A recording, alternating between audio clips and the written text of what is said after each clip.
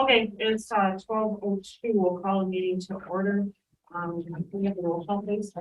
Kathy McCoy, Present. Gary Hilgendorf, Mark Helwig, Marshall Savitsky, Elaine Smith. Here. Katie Bellinger, Ryan Reed, Tweed Schuman, Yes. Lorraine Gouget, Andy Alvarado, Present. Bruce Paquette, Doug Motek, Here. Mike Waller, Here. John Yak. We have a quorum. You would join me in pledge. I pledge allegiance to the flag of the United States of America and to the republic for which it stands, one nation, under God, indivisible, with liberty and justice for all. This meeting has been noticed to the public and news media as required by section 19.84 of the Wisconsin statute. Thank you. Meeting agenda, is there any changes, additions, anything anybody wants to know? For public comments, is there anybody who would like to make any comments? Because of the public today. Okay. Then we'll move on to approval of the minutes from the previous meeting.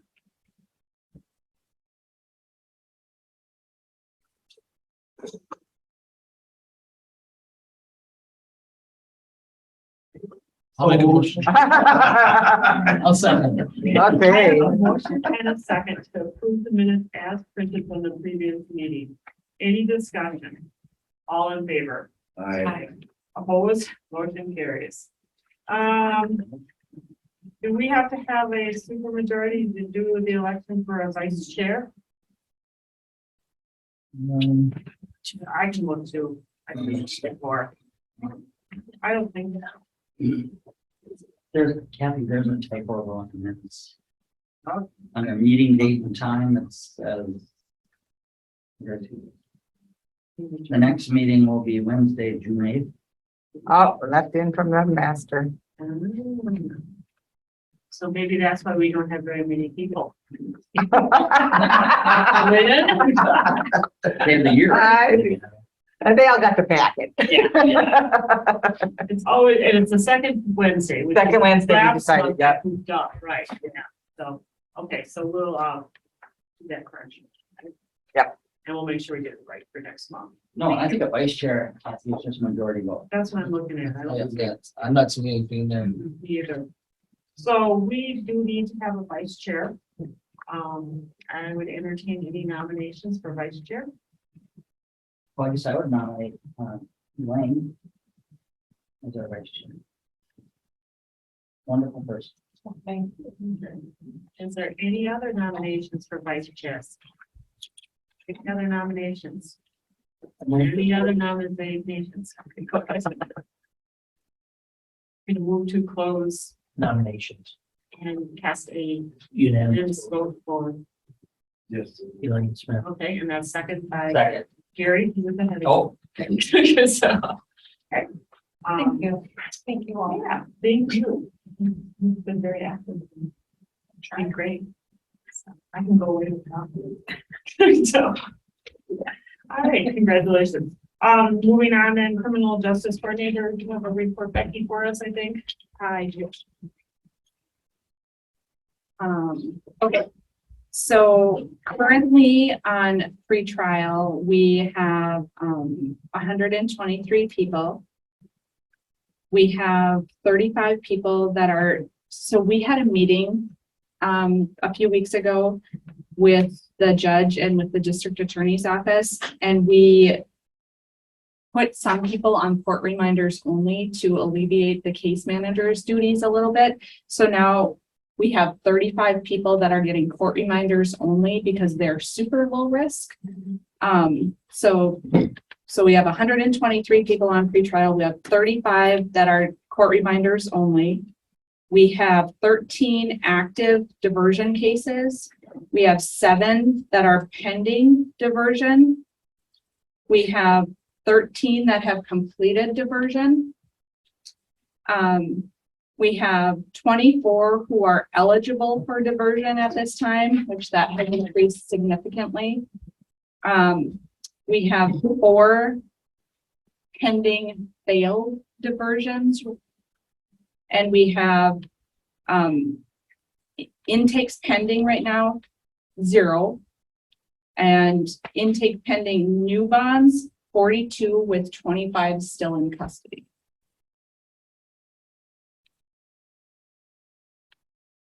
It's a lot of people. It's a lot of people.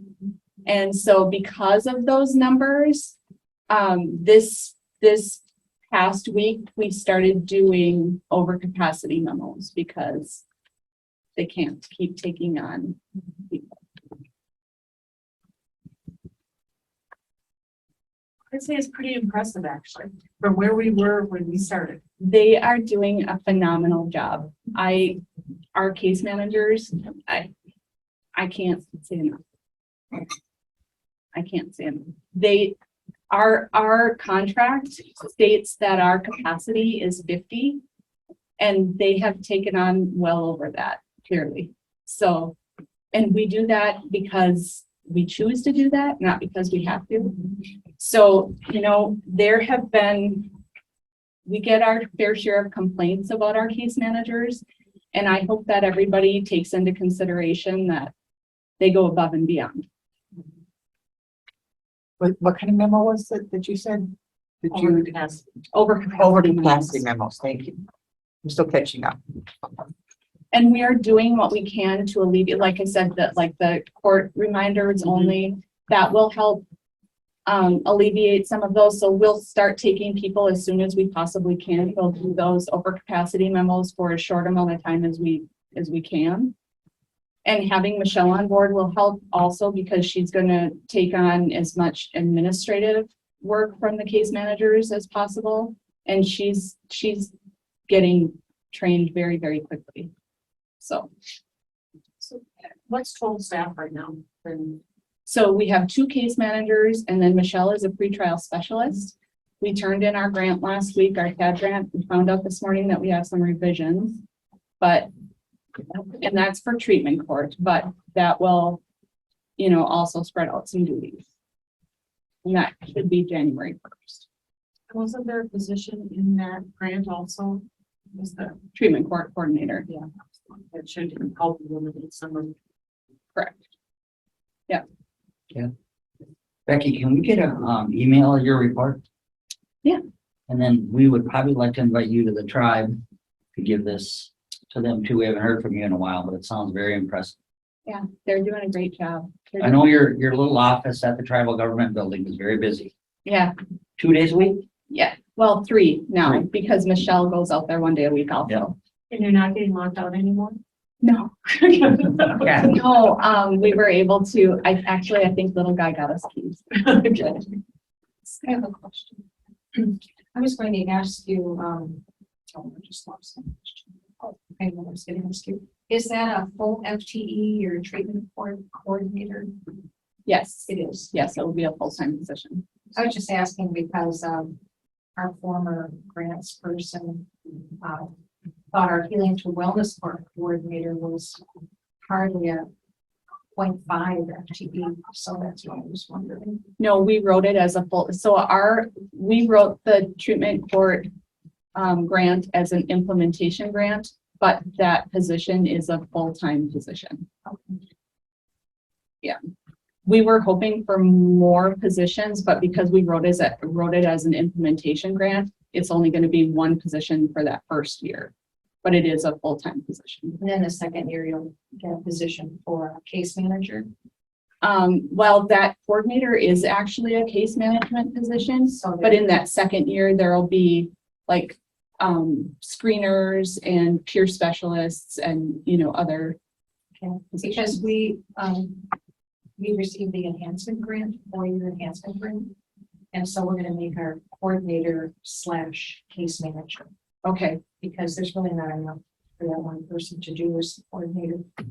we don't lack referrals, as you can see. So I don't think, knock on wood, I don't think that'll be a problem for us. Yeah, I think I have one question. How is, Mike and Doug, how is all the work in Becky's department helping your jail population, protecting it and housing inmates out of town. Is this helping or is it has no effect or what would you say? Well, that's an interesting question, and I think the tough challenge is how do you measure that? I think without question, if we didn't have Justice Point actively involved like they are, without question, it'd be much worse. I can tell you they're great to work with, and it's with all the challenges we've had with the females in Barron County. I think it's worked pretty smoothly, all things considered. It doesn't come without challenge. But maybe you could answer that even better than I can, Becky. You have more of the data. Yeah, so our data is, obviously our goal is to reduce the recidivism. So our data is, we have to go in spurts to use those measurements, so our performance measurements. And I have to look at what, I think the last research was done in 2019, so it was before COVID. And then we'll have to look again. Now, when we pull again, it'll be after this first year. So this is our first fiscal year this year. So we won't be able to pull the numbers until after this year. So we'll see what the effect was. And the reason the TAG grant is written is in 5-year increments is because that's what they use is 5 years at a time. Becky, did you mention a number of inmates you have like an ankle monitor or something that is that in your stats? We do the electronic monitoring Yeah. for the jail, not for DOC, but for the jail. How many do you have on electric monitor? Right now, I think we have 4, and I want to say we have 3 pending.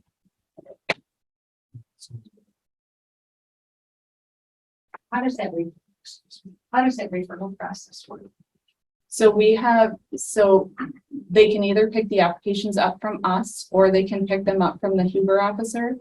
And then Deputy Hartling has an approval process that he does. And then I believe Lieutenant does the ultimate approval for that process. We do help people fill that out if they need help with it.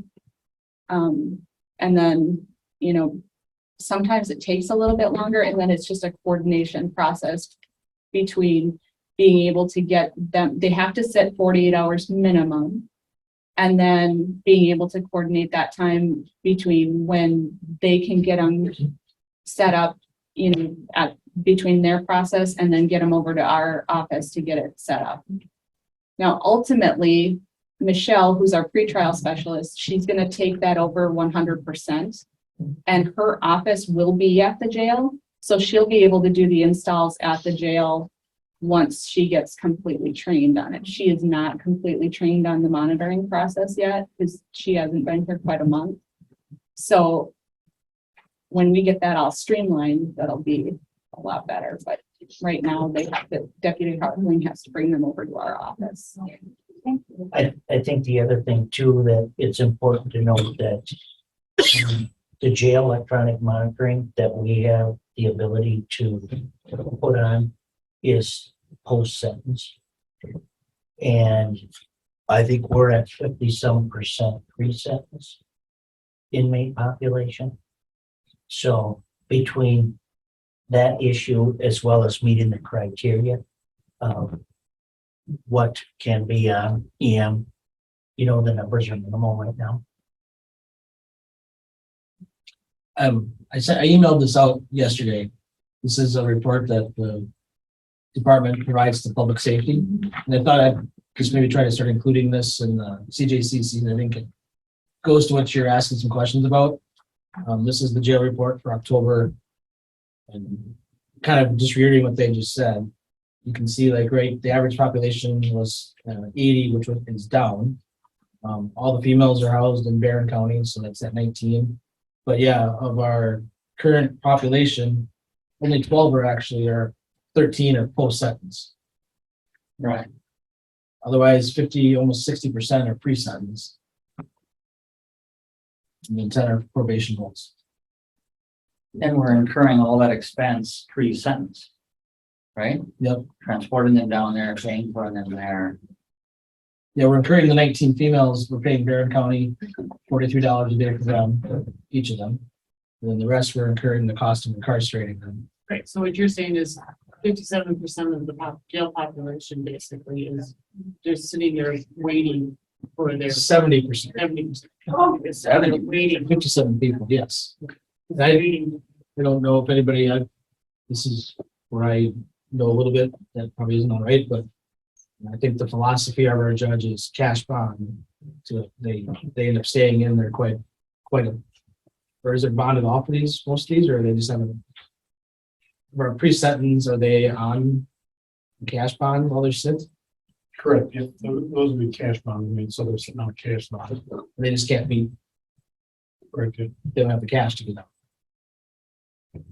And then there's a second sheet here, goes a little more detailed, it goes some of the other conversations we have.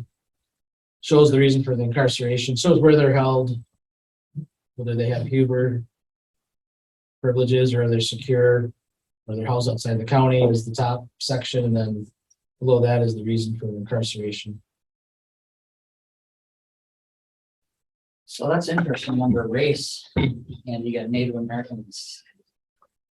Double everybody else almost, huh? Yeah, that's what it looks.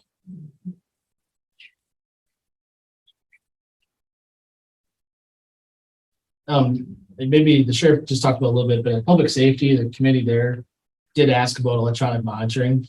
Trying to think of anything else you pointed out to them. I mean, it has to be post-sentence monitoring, but even for them to be eligible, they have to have, They have to meet the criteria, there's a standard, there's a criteria that you set up. standard criteria. Yeah, And that's been up for review and we've discussed reviewing that.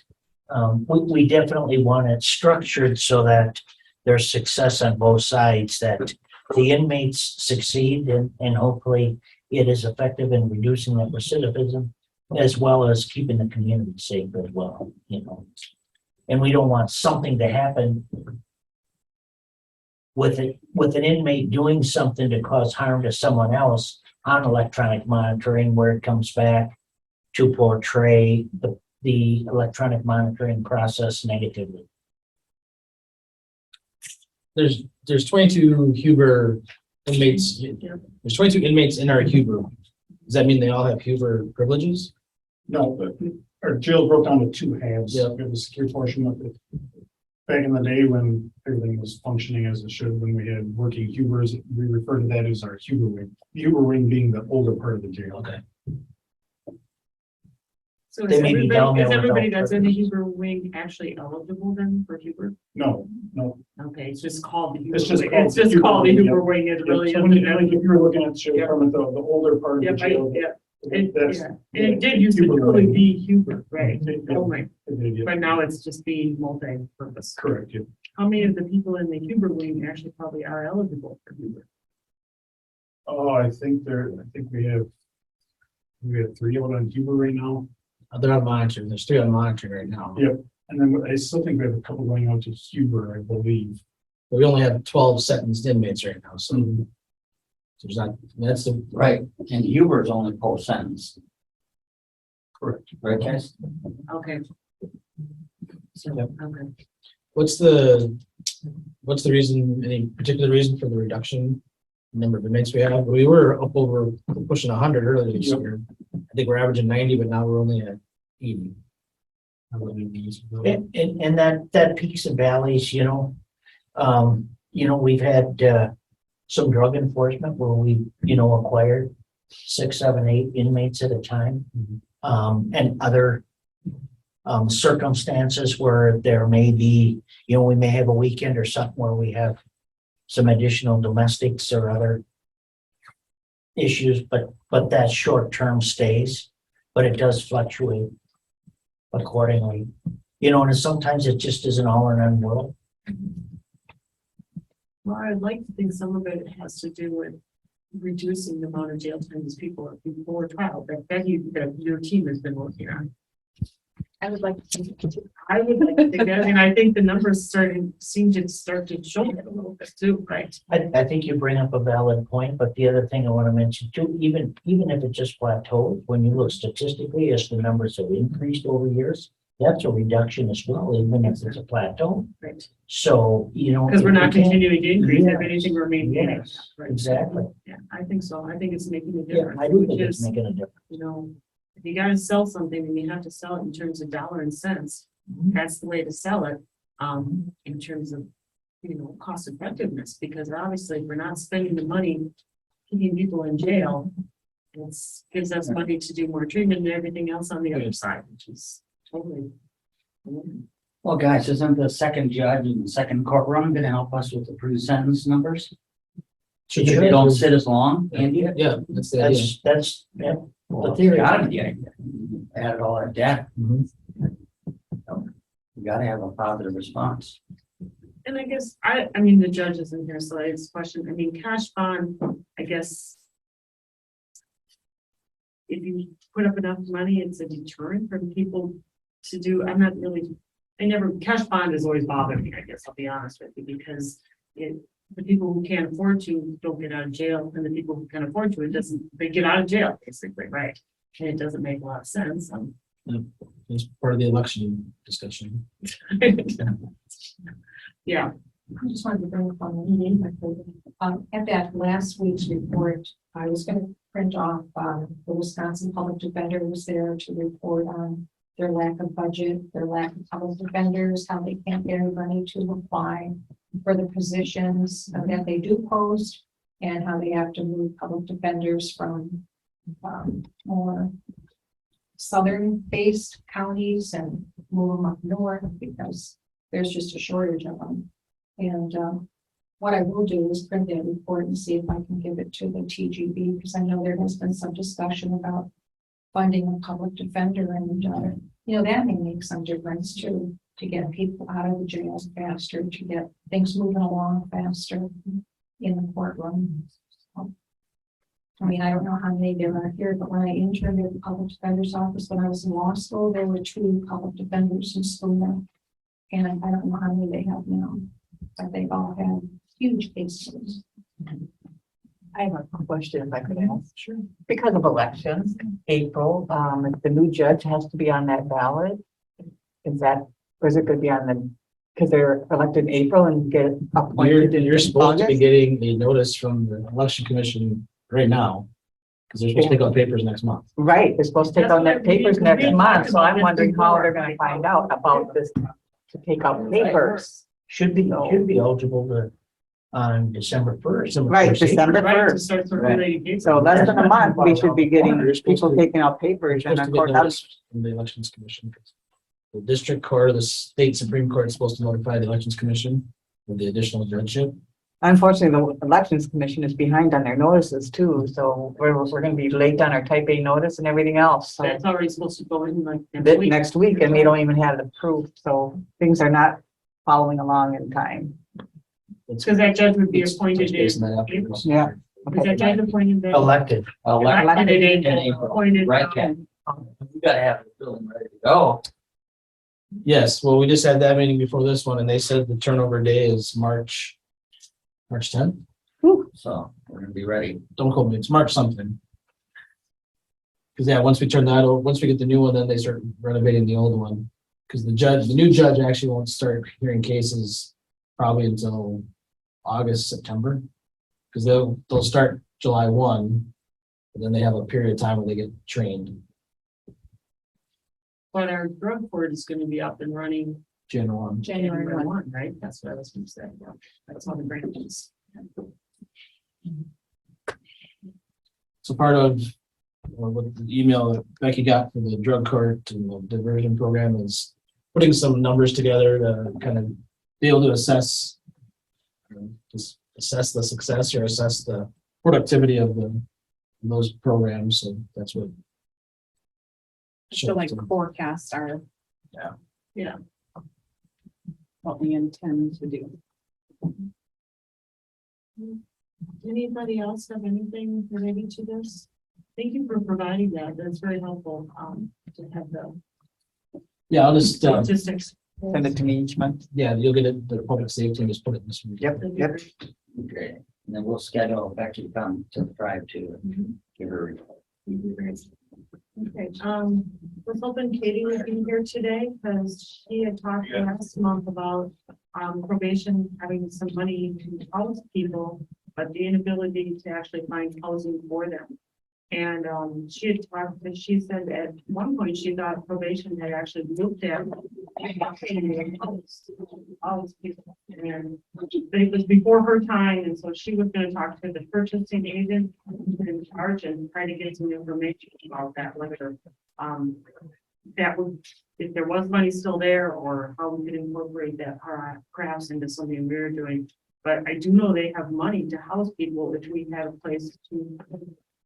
So that gets back to, I think Gary's been looking into looking at some different houses, properties. Getting back to trying to find a facility where we can actually house people. You know, and they would use it and they would pay us, even if the county, would undertake this. There's lots of organizations that appears like them that would actually pay the county if we could have a place to house people. So it might not be the big budget impact that people think it would be, because there'd be a revenue stream coming in, to offset that. I personally think we need to continue to pursue. I hope I'll shoot her email this directly and see what she's found out and make sure that she can be here next month. If she can give us some information on what might be available for money there. Which would help us. So that kind of feeds into then, Gary, I think, has been looking at a couple properties they have. Well, yeah. We have one that would work, but needs some remodeling, but I think it's a very reasonable price that's being asked, but we gotta have the money. So what is the actual price of it? About 105,000.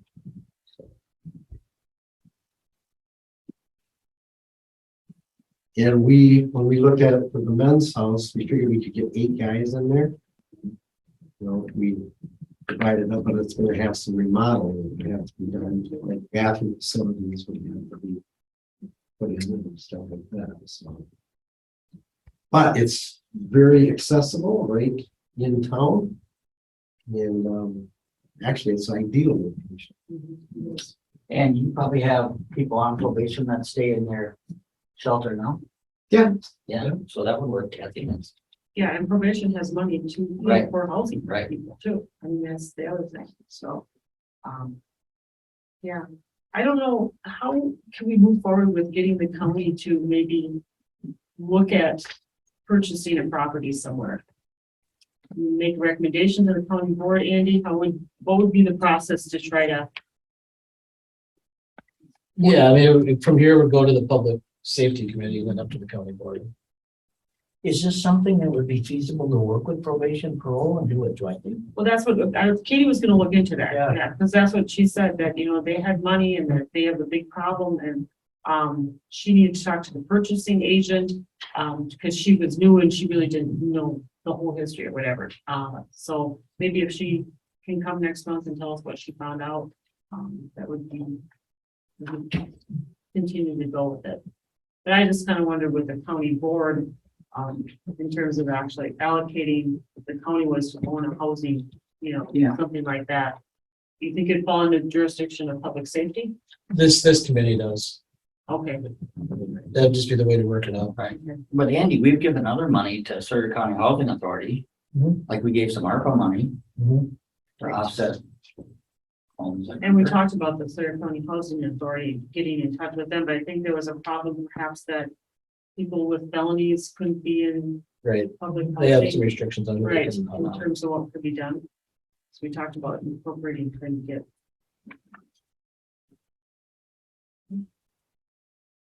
Anybody else have anything on policy? Do you know what your shelters are like? Yeah, our shelters are at capacity, yeah. We actually, tried to purchase a resort and we've since rented or put all our homeless people in those rooms in that resort. So that's about 10 or 12 people, several families. But we're at capacity and still, At those shelters and at the family shelter too? Yep. Yeah, there's 2 women's shelters and then our men's shelter. And coming on winter, so the 2 of ours. And Gary, you're at capacity too, right? Both places? Yeah, the men's house, I think the women's. You got a house. waiting list for the men's house. Yeah. But there's good things going on there, so. Lots of activity. The big thing is the weight for materials like the garage doors, that is taking the ground out. Okay, anything else on community service updates? Yes, you guys have anything, the public health or things that are going on that would be relevant? They asked us to cancel the show on this. Bylaws update and possible discussion and action. Once again, we lack we need 3/4 and we don't have it to update the bylaws. Yeah, we don't, just, I was gonna maybe mention here, so discussion at the prior meeting was about having some additional county staff attend. Maybe we should mention this at the beginning, but specifically mental health and youth justice, we talk about those, so just want to make sure everybody's aware. Carl is here today on behalf of the youth justice. Sarah Anchauskas will join us generally, but she was available. Then Alicia's here for mental health. So those aren't part of the into discussion. We at one point talked about updating the bylaws to include those, but the most recent discussion was having position for Health and Human Services representative in general, and then the Public Defender's Office with the 2 additions. So the one document that went out has those added. So increase it from 13 to 15 members with 14 voting members. And then I also added in a line about the CJCC may designate subcommittees and work groups as necessary. And Kathy said we need to have a 3/4 vote of the adding positions requires a 3/4 majority of the appointed number of voting members, so we need at least 9 people to do anything with those.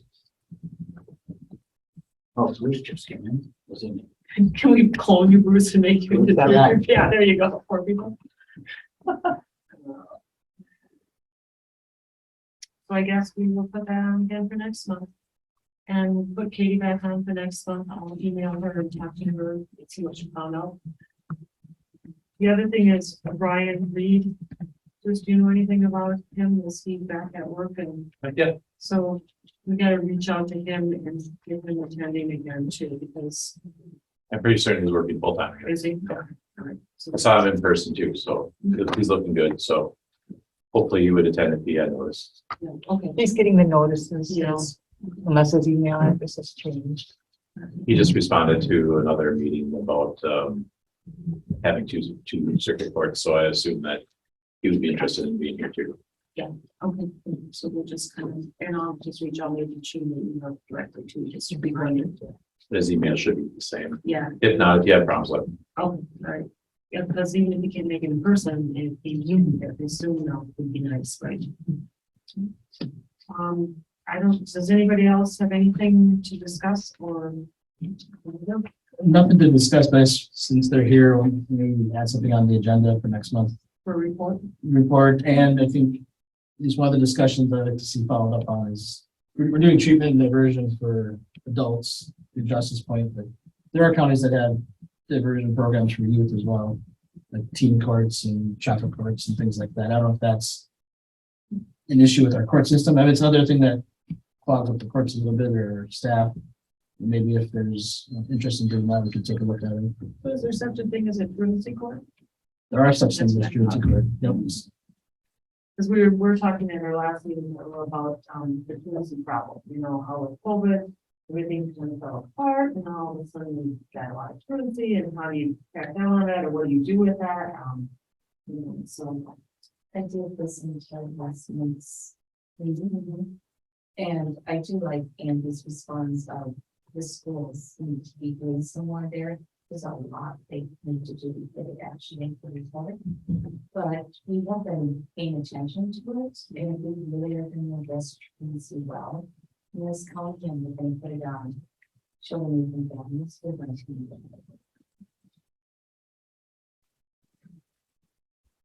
So right now, what really happens with truancy? I mean, if the person is found, but 6 days a month, or how, what's the coordination between the court system, the sheriff, you guys, how does the school, obviously, you're saying probably the weakest point. They have to report it, right? Right, what they do is, I talked to Sarah yesterday about, some of the stuff that I read on the meeting list. And right now, if a child is absent 10 days, the school drops. And that's it. So there's concerns for me as the YJ supervisor working with the school with that type of policy. Because why, well, even if we start getting back in the school, they've already dropped them. So there has to be some work with the schools if we're going to really address truancy. And Sarah, when we were fully staffed, we're not fully staffed anymore in case of our getting higher. So we are not addressing truancy. I did some research on that before I made that decision. I checked with the regional office and the supervisors around the state. Since COVID, a lot of counties are not doing it. Even before that, but more after that. And it does go on the back end. It's something I truly would like to address and believe in. Being not fully staffed, and if we really are going to address it well for them. Yes. And we are an active player in the truancy issue here with Hayward and Winter. And we have a truancy officer and Amber Elmorby. And we do issue citations. Schlender was the truancy commissioner there. And when he left, that changed. And the citations are going through Shannon. And it's a little different process there.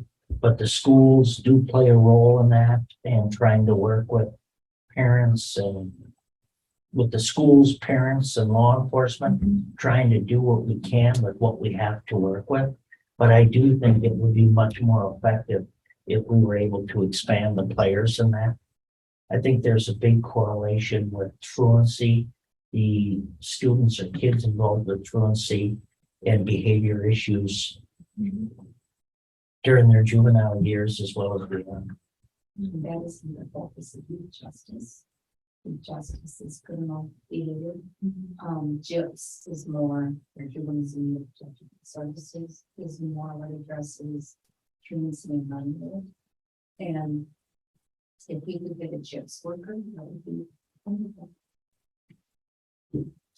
So does anybody have a handle on how many truancy cases in like the last, it's a bad time to find statistics. So I don't know if we can- Maybe going forward though, this year we can start to find out how many numbers actually the schools are.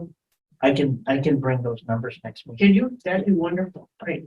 Yeah, how many have they actually dropped off? I mean, if they drop them off at 10 days, how many have been dropped at this point? I can check with the regional office.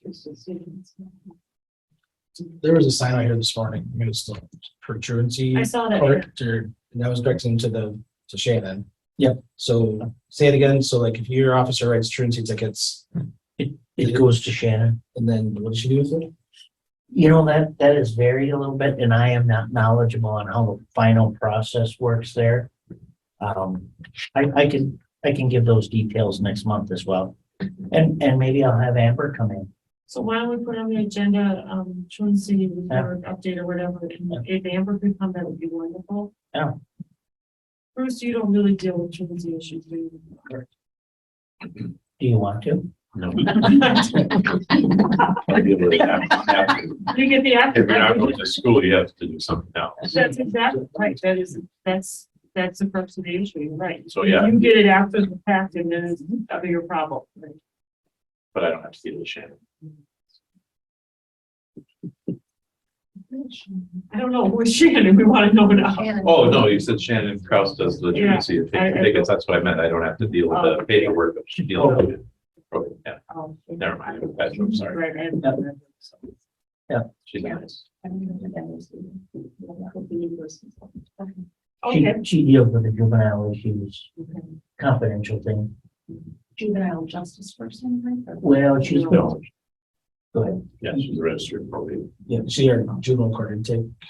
so that's a position that's been combined somehow. Oh, yeah. A hybrid, obviously, right? Yeah, she's been here for a while. She's not.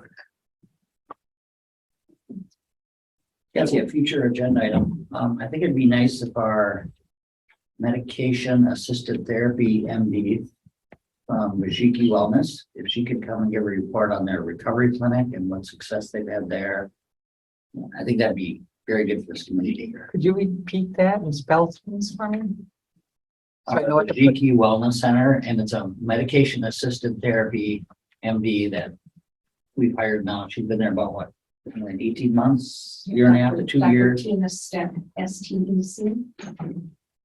She's running what we call the recovery clinic, doing very well. At the recovery clinic? Recovery, yep. Yeah, got several providers involved, all of our medical clinic departments. And it's a very good program. And just to explain too, that there is one side of the aisle, I guess, doesn't believe in medically assisted treatment because they think that the person should just be able to snap out of it and get over their addiction and be able to live a normal life. But they have found that addiction is really a brain disease. I mean, the addiction urge is so strong, like your urge to breathe, your urge to eat if you're starving. And it's just not that easy. And I've had people in the court who have been on medically assisted treatment and are so relieved because they have their lives back. You know, they're able to live more normal life. So she can probably shed some light on some of those success stories.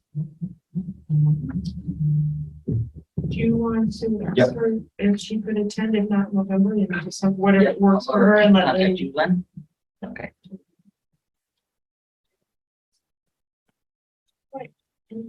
One, can't leash out the door without talking about mental health. So I think two things that, just for future agenda.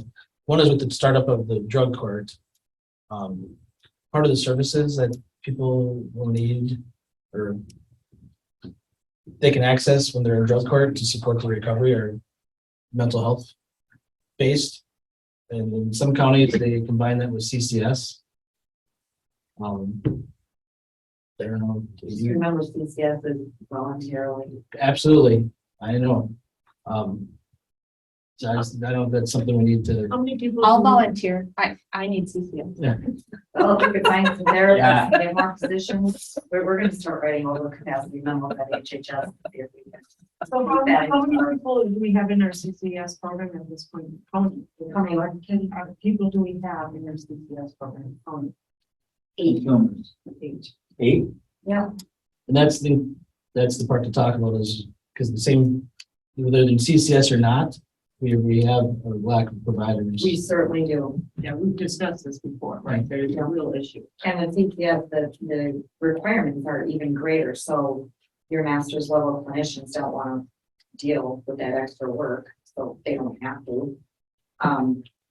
So they don't want to incur it. You know, North Lakes, we had one, I was just on a meeting with them last week. They are not taking any more of their therapists and putting them towards CCS.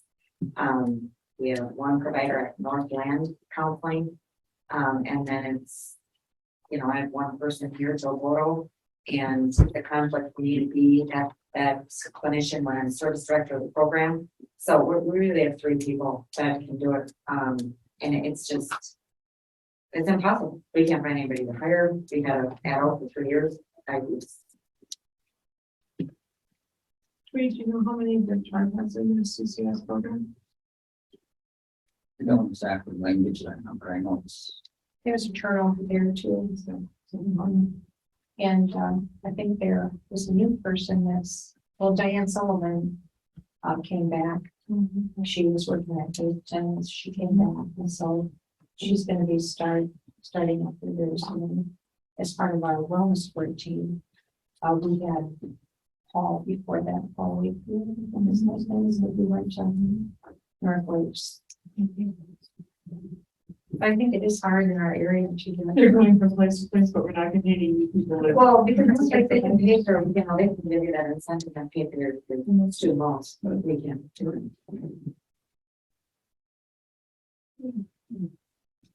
Anybody else, anything for future agenda items done?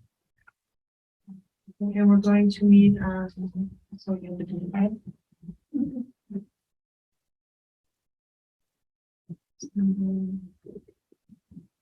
December is gonna be December 14th, right? That's the second, Wednesday, second Wednesday.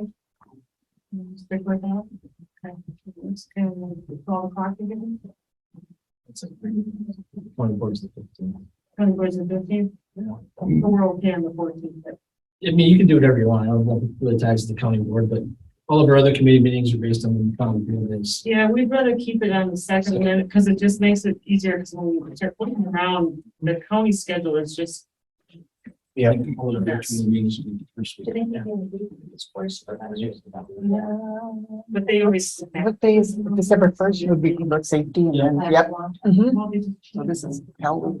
Yep. So to move all these up there. Yeah. For the county boards, right, it is possible they can be. Oh, it's a nice one. Okay, we Yeah, are. we're still here. Could you come Yeah. on board? Get a